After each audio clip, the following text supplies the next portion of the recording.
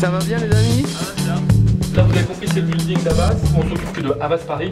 Donc nous sommes sur le 6e, 7e, 8e. Il y a 4 cages d'escalier. Une là, une deuxième là-bas, et sur un principe d'escalier Chambord, il y a 2 autres cages d'escalier là-bas. 4 mouvements du graffiti représentés dans les 4 cages d'escalier qui sont présentes dans cet immeuble. Prenons que les escaliers, prenons jamais les ascenseurs. Sur 3 étages, t'en as pas besoin. Et en même temps, les gens nous disent, ouais d'accord, enfin bon, vous avez vu les escaliers que vous avez, c'est juste la déprime. Tous les artistes qu'il y a ici ont à peu près une vingtaine d'années de peinture graffiti derrière eux. Plus vous vous sentirez libre, plus ça nous plaira. Enfin, en tout cas, plus nous on sera fiers que vous soyez sentis libres de faire ça en tout cas. On est dans une cage d'escalier, donc c'est pas évident. C'est un peu, on a l'habitude dans le graffiti de jouer avec les contraintes, justement, ça on devient une force plus qu'un handicap. C'est plutôt ça en intérieur. C'est pas tout le temps ouvert au public. C'est peut-être pas super ouvert au public, mais bon, est-ce que les terrains vagues l'ont toujours été? Non, pas forcément.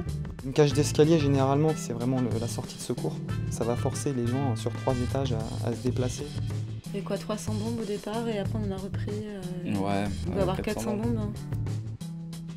Il y a Google Street View qui doit passer d'ici quelques semaines cartographier les cages d'escalier.